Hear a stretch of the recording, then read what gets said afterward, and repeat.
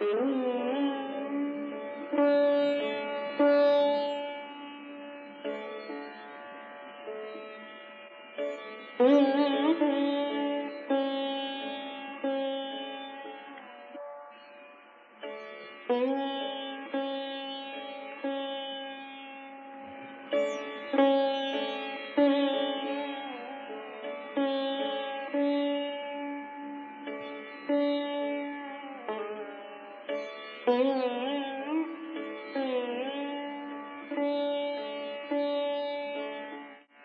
सद्गुरुदेव नमः।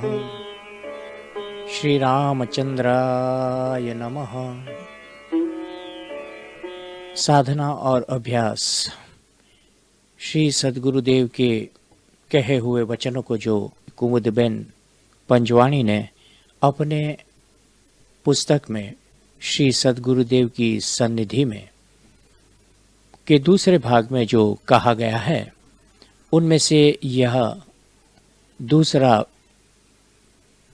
विषय मैं ले रहा हूं और यह है भगवान का स्वभाव। तो सुनिए, श्रीमती कुमुदबेन ने पूछा गुरुदेव से, भगवान का एक स्वभाव वात्सल्य है आपने कहा था, तब फिर भगवान अभक्तों के प्रति स्नेह, उपकार, हित आदि क्यों नहीं करते हैं? श्री गुरुदेव ने जवाब दिया, देखो, भगवान के सम्यक वात्सल्य में कोई शंका ही नहीं हो सकती है। पानी, पवन, प्रकाश, अन्न, वनस्पति इत्यादि भगवान के वात्सल्य को प्रत्यक्ष प्रमाणित करते हैं। भगवान सर्व जगत के जीव मात्र के अकारण सुहृद, हेतु व निस्पृही सखा है। सबके प्रति सतत हित, उपकार, स्नेह कर रहे हैं और करते रहेंगे। हमारे देखने में ऐसा आता नहीं है, यह बात सही है। वासना, स्वार्थ, दंभ आदि से भरे हुए मलिन चित्त में भगवान के उपकार व स्नेह झलकते नहीं है। भक्त का चित्त विशुद्ध हो जाता है, इसलिए भक्त के चित्त में झलक उठते हैं। भक्त चारों ओर भगवान के उपकार व वात्सल्य का दर्शन और अनुभव कर पाता है। देखो, सूर्य का प्रकाश कितना स्पष्ट झलकता होता है, परंतु लकड़ी या पत्थर में प्रकाश, अग्नि होते हुए भी स्पष्ट झलकते नहीं है। जब उनके ऊपर विशेष पुरुषार्थ यानी परिश्रम किया जाता है, तब प्रकाश, अग्नि झलक उठते हैं। यह सबकी अनुभूति है। इस प्रकार, इस तरह गर्व, दंभ, कपट आदि दूषणों से रहित साधना होने पर ही भगवान की प्रसन्नता प्राप्त होती है। इस प्रसन्नता को भगवान ने स्वयं कह दी है कि जो मुझे भजता है उसको मैं भी भजता हूँ। श्री राम जी ने श्री भरत जी का नाम लेकर प्रयाग स्नान किया था। जो भजता है उसी के सन्मुख भगवान पहुँचते तथा उसी को भजते हैं। समदर्शी मोहि कह सबको, सेवक प्रिय अनन्य गति सो। ये यथा माम प्रपद्यन्ते तांस तथैव भजाम्यहम्। दंभ, छल, कपट को लेकर भक्त कहलाने वाले के सन्मुख भगवान कैसे प्रकट हो पाएंगे, जब वह भजता ही नहीं है? तो हम लोग भले उसको भक्त कहे या भक्तराज समझे, परंतु भगवान तो सबके अंतर्यामी हैं। भीतर बाहरी सब जानते हैं, देखते हैं और सुनते हैं। निर्मल मन जन सो मोहि पावा, मोहि कपट छल छिद्र न भावा। बचन विचार आचर तन, मन करतब छल धूति। तुलसी क्यों सुख पाइये, अंतर जाम ही धूती। तो कुमुदबिन ने पूछा,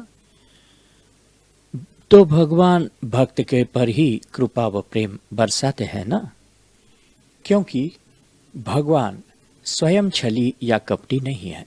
जीव भक्ति, उपासना, यज्ञ, अनुष्ठान या व्रत दान करता है तो कामनाओं को लेकर करता है। भगवान स्वयं पूर्ण काम, आप्त काम है। उनको कोई स्वार्थ नहीं है, फिर भी सबके लिए निस्वार्थ सुहृद, अनन्य सखा, अकारण हेतु है तथा वात्सल्य, प्रेम, दया, करुणा के अथाह सिंधु है। भगवान जो वात्सल्य, प्रेम व दया आदि करते हैं उसमें न तो कोई स्वार्थ होता है और न तो कोई छल, दंभ या दिखावा होता है। तात्पर्य कि सच्चा प्रेम, वात्सल्य और स्नेह करते हैं, नकली या कपटी नहीं होता और उसमें अहंकार भी नहीं होता। इसलिए भगवान को कपट, छल, दंभ कभी स्वीकार्य नहीं। भगवान उनको ग्रहण ही नहीं कर सकते। भक्त तो वही जो भगवान के गुण स्वभाव को अपने में आधान कर लेता है। इसलिए भक्त में भी छल, कपट, दंभ आदि नहीं हो सकता है। समानशील गुणेषु तथा व्यसनेषु भी सख्य और प्रियत्व हो ही जाता है। शराब पीने वाले में भी परस्पर में सख्य व प्रिय भाव होता है कि हमारी एक सी रुचि है तथा एक सी स्थिति है। धनी को धनी के लिए प्रियता रहती है। इसलिए इसी प्रकार भगवान भक्त को अपने समान गुण स्वभाव अपनाया हुआ जानकर फौरन ही भक्ताधीन हो जाते हैं। यह अधीनता प्रेम की है, वात्सल्य की है। भक्त को अपने समान बना देता है। यह भी प्रेम की बख्शीश है। आशीर्वाद, आशीर्वाद हम बोलते हैं ना, वह प्रेम की बख्शीश होता है। बिना प्रेम के प्राप्त नहीं हो पाता। कुमुदबिन ने पूछा, भगवान यदि आप्त काम, पूर्ण काम है तो भक्त को क्यों चाहते हैं? भक्त को प्रेम क्यों करते हैं? क्या जरूरत है भगवान को प्रेम करने की? यही जो मैंने कहा था, आशीर्वाद वही होता है जो सहज भाव से अनायासी प्रसन्नता का चिन्मय प्रवाह, जो विशेष भाव से गुण आकर्षित होता है और गुण आकर्षित हुआ शीघ्र ही उस सुपात्र को भर देता है। यह प्रक्रिया अत्यंत शीघ्र गति से झलक पलक की तरह अपने आप हो जाती है और पीछे अपना सबूत भी छोड़ जाती है। सबूत है दोनों को अनुपम प्रसन्नता की अनुपम अनुभूति। कहा नहीं जाता है कि मैं आशीर्वाद दे रहा हूँ, न तो यह भी कहा जाता है कि मुझे आशीर्वाद दो। न तो मस्तक पर हाथ रखा जाता है और न तो प्रणाम या याचना की क्रिया की जाती है, परंतु फिर भी अनुभूति जो होती है वह ठोस होती है। इससे भी ज्यादा स्पष्ट समझाने में मेरी वाणी अवरुद्ध हो रही है। क्या करूं? भगवान तो भगवान ही है। अपने स्वभाव गुण ही से प्रेरित होते हुए अपने प्रियजनों को स्नेह करते हैं। भगवान को कामना या स्वार्थ नहीं होते हैं। सो केवल भगत हित लागी, परम कृपाल प्रणत अनुरागी। जेहि जन पर ममता अति छोहु, जेहि करुणा करी कीन्ह न कोहु। सेवत सुलभ सकल सुखदायक, प्रणत पाल चराचर नायक। व्यापक अकल अनीह अज, निर्गुण नामन रूप। भगत हेतु नाना विधि, करत चरित्र अनूप। फिर आगे गुरुदेव ने वासनाओं का नियंत्रण है कर्तव्य परायणता, इसके बारे में कुमुदबिन ने नोट किया था। नाना भाई ने पूछा, हमारे शास्त्र में मालूम पड़ता है कि ऋषि महर्षि भी गृहस्थी थे। साक्षात्कार के लिए ब्रह्मचर्य अनिवार्य नहीं है। श्री गुरुदेव बोले, हमारे ऋषि महर्षि गृहस्थाश्रमी है, गृहस्थी नहीं। गृहस्थ आश्रमी साक्षात्कार के पात्र हो सकता है, गृहस्थ आश्रमी योगी हो सकता है और उसे योगी होना ही चाहिए। गृहस्थ आश्रम में विरक्त आश्रम को साध्य करना ही चाहिए।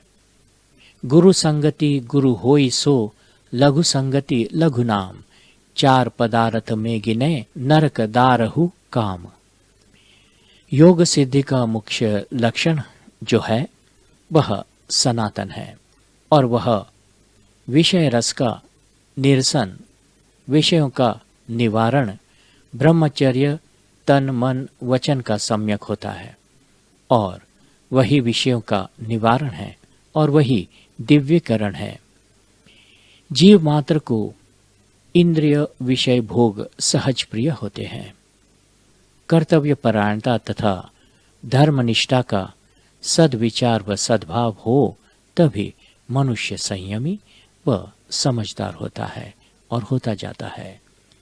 मनुष्य जितना संयमी और समझदार होता है उतना ही वह संतोषी, सुखी तथा हितकारी होता है।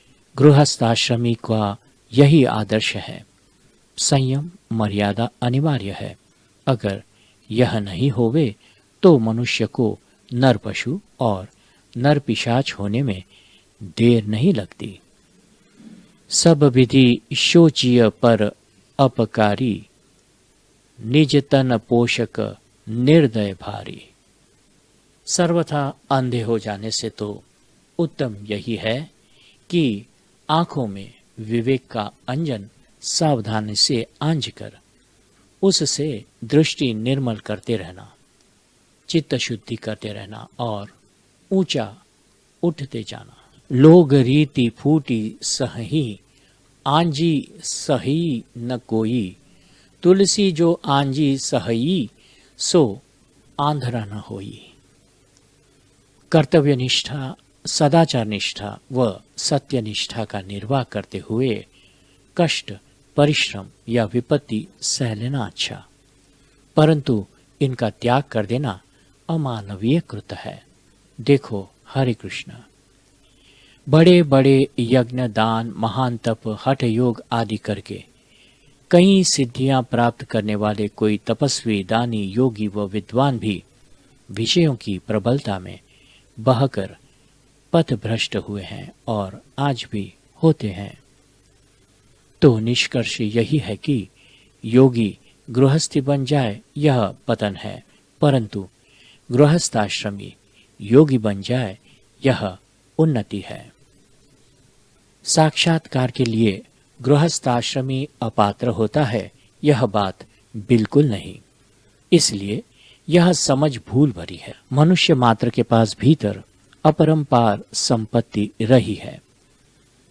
इसे एक लबालब भरे हुए स्वर्ण की गुप्त खान ही समझो, परंतु इस अपरिमित खजाने की ओर न जाते हुए विषयों के भोग व नश्वर पदार्थों के प्रलोभनों में मनुष्य उलझ जाता है। साक्षात्कार सत्य का होता है, परम तत्व सत्य है, चिन्मय है, चेतनत्व है। जड़ पदार्थों में व भोग विषयों में उसकी चेतना है तब तक ही सुखकर व जीवंत है। विषय करण सुर जीव समेता, सकल एक ते एक सचेता। सब पर परम प्रकाश जाई, राम अनादि अवधपति सोई। जगत प्रकाश्य प्रकाशक रामू, मायाधीश ज्ञान गुण धामू। जासु सत्यताते जड़ माया, जासु सत्यताते जड़ माया, भास सत्य इव मोह सहाया। परम तत्व के दर्शन व सन्निधि में बड़े बड़े आवरण इन्हीं प्रलोभनों का है। अपार खजाने को आवृत करने वाले इन प्रलोभनों को निवृत्त करना पड़ता है। ईशोपनिषद में कहा है, हिरण्यमयेन पात्रेण सत्यास्यापिहितम मुखम। सत्य रूप परम तत्व के अपरिमित खजाने की खान का मुख अत्यंत आकर्षक है। भोग उपभोग के ढक्कन के द्वारा आवृत रहता है, इसलिए भगवान को प्रार्थना की जाती है, हे दयामय, आपके सहारे बिना इनको हटाकर मैं आपके निकट आ नहीं पाता हूं। इन्हीं में उलझ कर रह जाता हूं। लक्ष्य व ध्येय का मार्ग छूट जाता है, आपकी प्राप्ति हो नहीं पाती है और मैं जिस खजाने का धनी हूं उससे ही वंचित रहकर कंगाल व निर्बल हो गया हूं। आप कृपालु कृपा करें और अपनी ओर मुझे आगे बढ़ा देवे। तत्वम पूषण अपावृणु सत्य धर्माय दृष्टये। इस ढक्कन को खोल देवे, हटा देवे और मुझे आपकी ओर ले आने वाले मार्ग पर चढ़ा दो। तभी मैं सत्य का दर्शन कर पाऊंगा, साक्षात्कार कर पाऊंगा। विषय रस भगवत रस के द्वारा ही फीका पड़ता है, इसीलिए भगवत कृपा के बिना काम आदि निरस्त नहीं होते हैं। भगवान शिवजी ने इसी हेतु से ब्रह्मर्षि की शेष घटना केवल अहं को मिटाने के हेतु भगवत इच्छा से हुई है। विषयों के रस अनुरागी बुद्धि वासनामयी होती है। वासना सत्य वस्तु व बात को आवृत किए रहती है, इसलिए कर्तव्यनिष्ठा व सदाचार का पालन अनिवार्य है। इससे वासना कमजोर हो जाती है और बुद्धि स्थिर व पवित्र होती रहती है। स्थिर शुभ बुद्धि में ही आत्मिक प्रभा झलकती है, वही प्रज्ञा होती है। वृत्ति प्रभा सात्विक होने पर ही भगवत तत्व का प्रकाश समग्र अंतकरण पर प्रस्फुटित हो जाता है। यही प्रकाश साधक को और साधारण मनुष्य से पृथक दिखला देता है। साधक चाहे या न चाहे यह प्रकाश आवृत नहीं हो सकता। देखो, उपयोग, संपत्ति, संतति, सत्ता, कला, रूप, बुद्धि इत्यादि को उसके उचित नियंत्रणों के साथ रखना चाहिए, तभी ये वास्तव में सुखकर और हितकर होते हैं। उपभोग वृत्ति का उचित नियंत्रण है दान व त्याग वृत्ति, अर्थात प्रेमपूर्ण उदारता।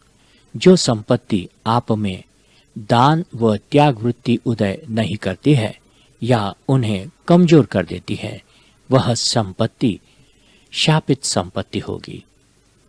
मर्यादाओं का उल्लंघन, संतति की स्वच्छंदता, शारीरिक व मानसिक रुग्णावस्था, अकाल निधन, तीव्र उद्वेग वगैरह इनमें से कुछ न कुछ जरूर करेगी।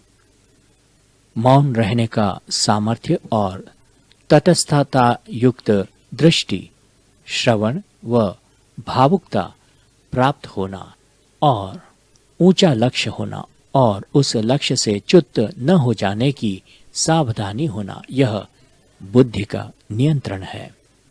उसी तरह कर्तव्य परायणता से विषय वासना व स्वार्थ लालसा के ऊपर नियंत्रण होता है। आप सबको मैं जरूर अनुरोध करूंगा कि क्योंकि आप पढ़े लिखे विचारवान हैं, आपको ईशोपनिषद, गीता जी और मानस जी का अध्ययन जरूर करना चाहिए। एकमात्र ईशोपनिषद का अध्ययन भी पर्याप्त है। इस बात को समझाने के लिए केवल एक ही आशय को लेकर मैं यह कहता फिरता हूँ। जहाँ भी जाता हूँ मैं यही कहता हूँ, दूसरी कोई बात मैं जानता नहीं। मैं यही कहने के लिए सतत घूमता रहता हूँ, कारण कि मैं सदैव यही चाहता हूँ कि प्रत्येक मनुष्य अपने भीतर के खजाने के बारे में जाने, जानकर उसके दर्शन के लिए और उसको पाने के लिए सचेत होवे, फिर पुरुषार्थी होवे, उसे देखे और स्वयं अनुभव करे कि कितना अपरिमित खजाना उसके पास है। मैंने कुछ विषयांतर कर दिया है ऐसा मालूम पड़ेगा, परंतु इतना आवश्यक समझा था। देखो, ऋषि महर्षियों ने तो पहले से चारों आश्रम अपनाने का निश्चय किया और संकल्प के अनुसार कर्तव्य पथ पर आरूढ़ रहे हैं। गीता वचनों को सत्य करके दिखाया है, योग सिद्ध हुए हैं। आश्रम के अनुकूल स्वधर्म पालन बड़ा भारी योग है। श्री शुक भगवान, श्री हनुमंत लाला जी महाराज, श्री कपिल भगवान इत्यादि अपने संकल्प के अनुकूल विरक्त ही रहे हैं। कुछ ऐसे भी हुए हैं जो संकल्प में शिथिल पड़ गए और पथभ्रष्ट हो गए थे, जैसे कि श्री विश्वामित्र जी महाराज, परंतु पश्चाताप युक्त तप साधना करके पुनः पूर्ववत हो गए हैं। दूसरी बात यह भी समझने में आती है कि ऋषि पत्नियों ने भी पूर्ण सहयोग दिया है। इतना ही नहीं, उन्होंने भी साधना सिद्ध की है। अपने अपने ऋषि महर्षियों के स्तर पर समान योग्यता को प्राप्त की है। साधन काल में बाधा नहीं की है। दीर्घ काल पर्यंत ऋषियों की सेवा की है। शोचित पुनि पतिवंचक नारी, कुटिल कलह प्रिय इच्छा नारी। इनकी सन्निष्ठापूर्ण सेवा से ऋषियों को प्रसन्नता व संतोष के आह्लाद व्यक्त हो गए हैं। ये आशीर्वाद और वरदान हो गए हैं। इस प्रकार ऋषि महर्षियों ने कर्तव्य पूर्ति भी बराबर की है और साधन में सिद्ध भी हुए हैं। कामादि दोषों से रहित ऋषि महर्षियों ने ही आर्य संस्कृति का उद्भव किया है और कामादि दोषों से रहित ये ऋषि महर्षि ही हमारे सनातन धर्म, सदाचार, नीति आदि के अद्यापि पर्यंत शिक्षादाता हैं। जो विरक्त है और विरक्त रहने का निश्चय किया हुआ है तथा साधन में संलग्न है, वह जब पथभ्रष्ट हो जाता है तब गृहस्थी बन जाता है। अपनी अवनीति को प्रमाणित करने के लिए ऋषि महर्षियों की बातें शास्त्रों में से ढूंढ लेता है और उनका प्रचार करता है। शोचिय विप्र जो वेद विहीना, तजि निज धर्म विषय लय लीना। कामी का गुरु काम है, लोभी का गुरु दाम। कबीर का गुरु संत है, सो संतन का गुरु राम। विरक्तों से हटना पड़े तो गृहस्थाश्रमी बनो, विधिवत बनो, परंतु छल, असत्य व अनीति का अवलंबन नहीं लेना चाहिए। गृहस्थाश्रम धर्म का सांगोपांग निर्वाह करना यह भी एक साधन है। इसमें पत्नी, घर, कारोबार आदि का त्याग न करते हुए कर्तव्यों का सम्यक पालन करना चाहिए। मनुस्मृति, पराशर स्मृति इत्यादि देखने योग्य है। स्पष्ट कहा गया है कि आश्रम धर्म के अनुकूल रहकर सुख संतोष प्राप्त करना प्रथम संतति कर्तव्य है, दूसरी धर्म्य है, तीसरी काम्य है और दो काम्य के बाद मंजूर नहीं। शोचीय पिशुन अकारण क्रोधी, जननी जनक गुरु बंधु विरोधी। शोचीय वैश्य कृपण धनवानु, जो न अतिथि शिव भक्ति सो जानू। शोचीय गृही जो मोह बश, करे कर्म पथ त्याग।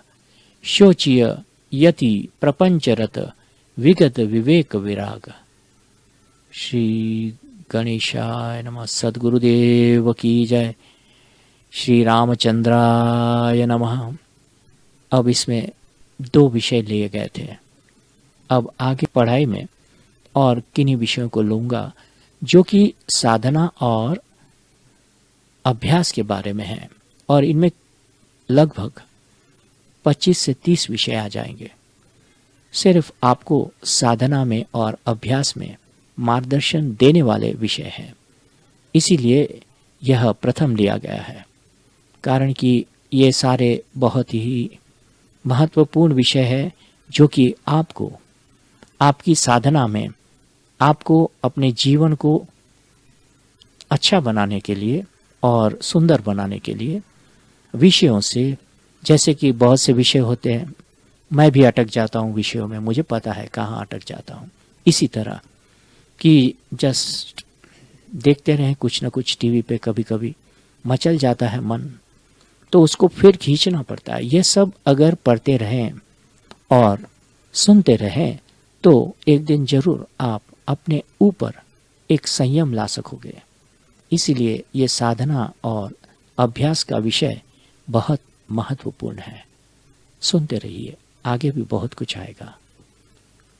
जय गुरुदेव, जय भगवान।